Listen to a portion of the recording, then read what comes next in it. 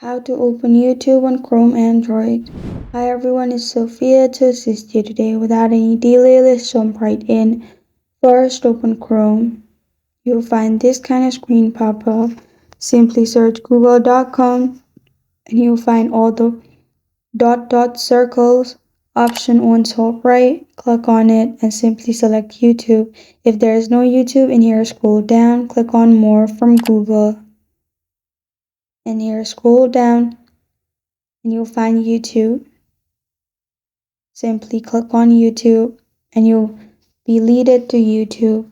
If you don't want it in the app, simply hold on to the YouTube and you'll find open in new tab option. Click on it. After that, simply look at other tab and YouTube will be opened in another tab. This is how to open YouTube on Chrome Android. Thank you for joining me today. If this video helps you out, please leave a like and subscribe for more.